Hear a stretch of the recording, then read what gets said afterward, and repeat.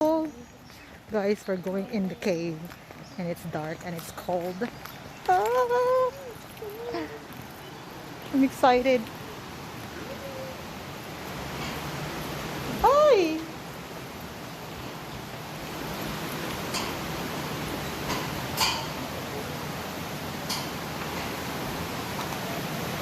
Alright, we'll take a moment to let your eyes adjust to the natural darkness in the cave.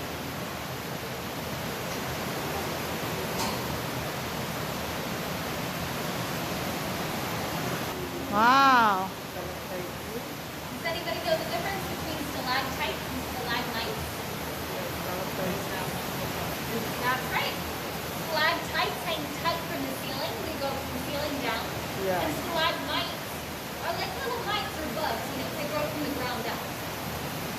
When they come together, they form a column. However, we won't see any columns and really not any stalagmites either, just because of how much of our cave is underwater.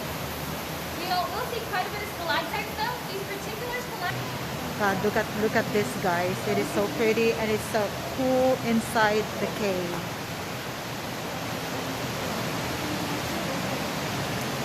At saka very steep yung daan. So always be very careful. Ay, nandito na tayo. May boat kami.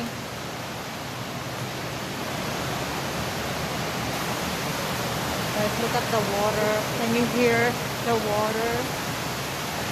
The gushing of the falls down there. And the water right here is super clean and clear. And then we have the boat right over there. I think we're gonna be in the tour here shortly.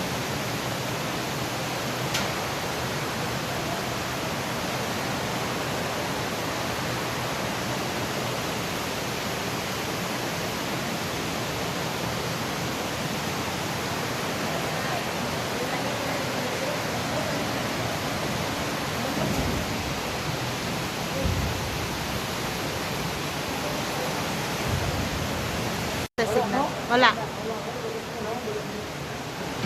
Guys, ito na siya. Ang ganda. We are about to go and have a little tour.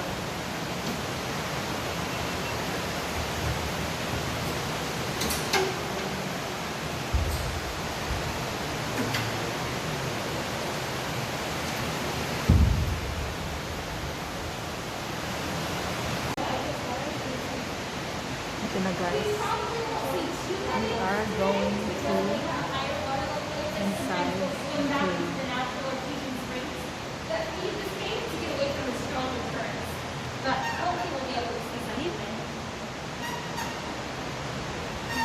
Somebody asked me earlier how deep the water is. Usually on tour, we're anywhere between 4 and 8 feet deep. Deepest point would be about 21 feet, and I'll make sure to point that out when we get there.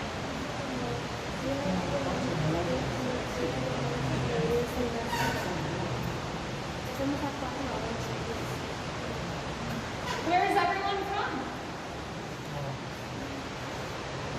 Nashville. Oh, you are? Oh, wow. How cool is that? So that's a pretty far drive to get here. That's cool. Like 16 hours. Yeah. Well, we're glad you guys came to visit us. We would really appreciate it. Does anybody know how stalactites form? Sige, sulti ka lang. The water drips through the cracks in the ceiling here, and the little drips deposit the mineral calcite each time. And it continues to build at a rate of about 100 years per cubic centimeter. May free lecture pa Forming dito, all guys. these different types of stalactites. Free lecture dito. There are different types of stalactites, like this one right here is Look called at the cave water. You can tell that cavers are usually hungry when they go caving, because we have names like cave bacon, peanut butter bun, soda straw, Hindi kay ice binuha cream ko. cone stalagmite. Kuan, kanang So we're usually pretty hungry. kuan siya, bright siya. Ito. Di lagi bright mo. Wow. May matip over ta sige. We're small enough, so we don't care. We're Does short anybody people. notice anything kind of weird or different about those stalactites we just went under?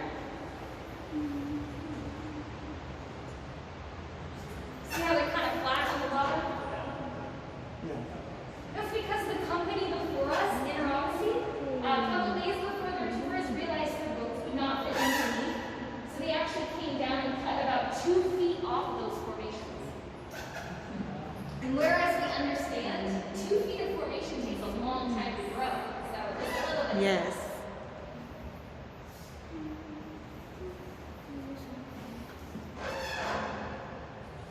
Sorry, my boat motor is a little bit squeaky. You can't use WD-40 because it could injure the fish, so we just kind of have to work with it. There's a fish. Yeah, there's a fish, I guess. I think she said it's like an albino fish or something.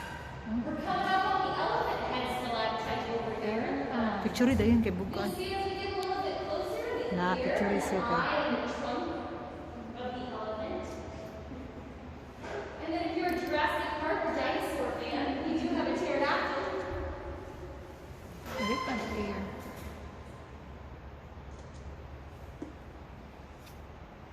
Also, this is the only place underwater you'll see a stalagmite. Most of the tour is underwater, so that's pretty unique. And as I talk about the flowstones, do watch your head on this backside. Flowstones form exactly as they sound. With water. I don't see any more.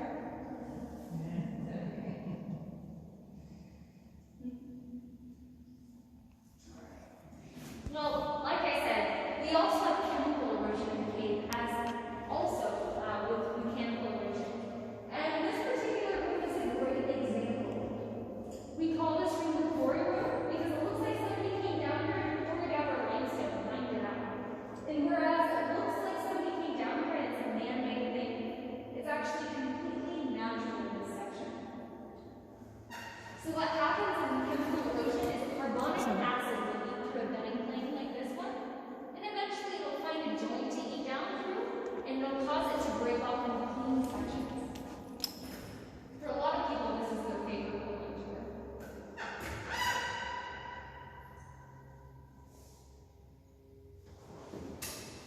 Like to check around, see if we can find any more of the craters. I'll keep looking for it. Now, the closest rock to breaking down is this one over here. You can see it's already eating through the bedding plane pretty heavily, coming down the joint. It's still about 300 to 1,000 years from falling, but I definitely would not go down here with it. It would be loud.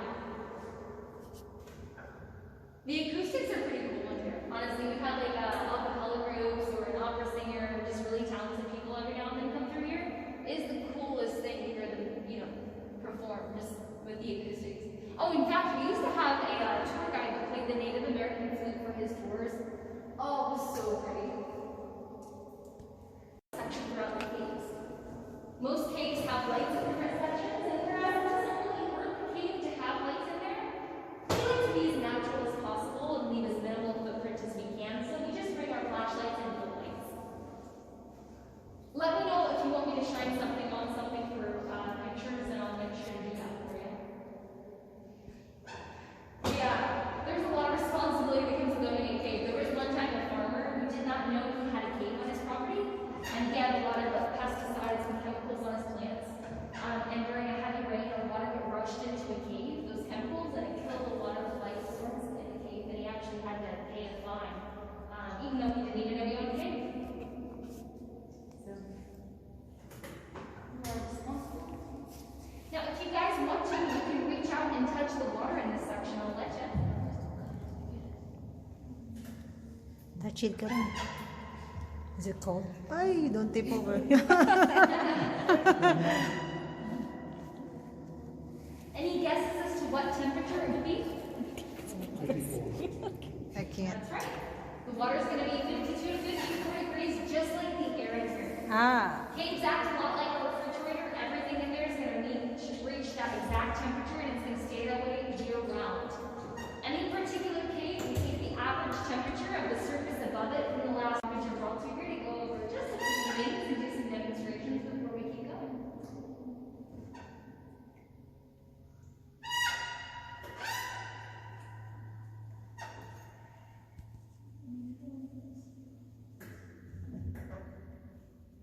erosion we have in the cave, also known as breakdown. Now, whenever this did fall down many years ago, even before the farmer's pond broke through, it broke into 3 pieces. The largest piece is behind me here. It's the Rock of Gibraltar. I have another piece under 18 feet of mud over on this side. And then the third piece is under 21 feet of water on this side, and this is the deepest place on tour. And actually, during the summer, when we don't have a lot of rain for a while, it'll get really clear. We are turning around. Oh, We're only wow. about 5/8 of a mile into the cave right now. The rest of the cave system continues down that way. I can So to feel get in that. there, you either have to get in a canoe or kayak, lay down, push off the Ito yung ceiling. pinaka-end. This is the, oh, the very end of the cave. And we are turning around and we just head back. Which is pretty cool. This is also the deepest place on tour. We're about 130 feet below the surface right now. Oh, wow.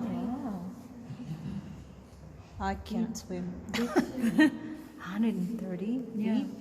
Wow. 130 feet. This is 130 feet? Really deep. Wow. Marunong like chlorine sa ilalim. 130 feet. So this is the end of We will the probably be going a cave, little bit guys. faster on the way back. We're now going with the current. So a lot of times that means we'll be looking at it a little bit more.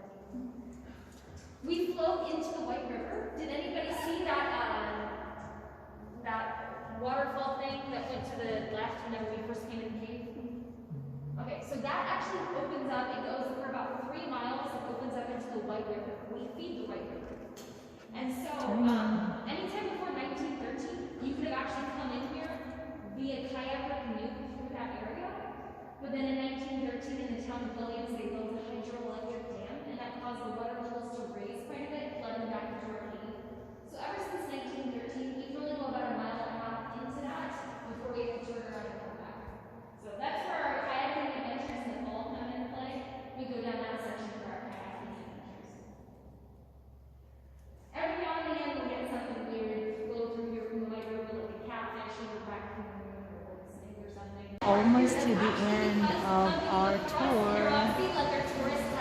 So ito daw, elk. Which is really sad. But Elk, it's still sabi niya. beautiful. Elk head Now it performance. takes several hundred touches to actually kill off the formation. But if you're letting people touch it, a couple hundred touches really doesn't take that so long at all. Gikap dito. Oh, gikap din na. Will stop the water being able to flow. We are almost at the end of the tour. Ito na guys, magpapark na yung boat namin. Ang ganda at ang lamig. Ang lamig-lamig ng pa ako. It is 54 degrees down here, just like sa labas. But I think it's a lot cooler in here, I think. So, this is the end of our tour and it's super, super worth it.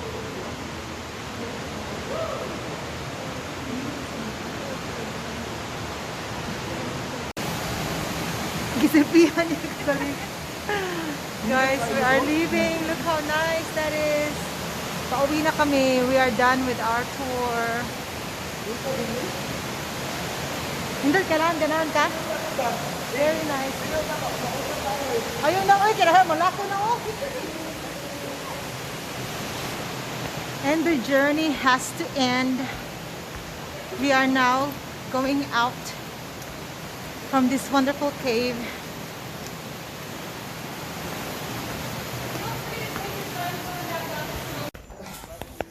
So guys, palabas na kami. The tour is over. It was actually good. About 1 hour inside. Oh my God. Para na akong nahingal-hingal. Out of shape na talaga. So hope you guys enjoy. Malibang ka? Dili, uy. Nakuha. Don't forget to like and subscribe, guys. Until next time. Thank you. Bye-bye.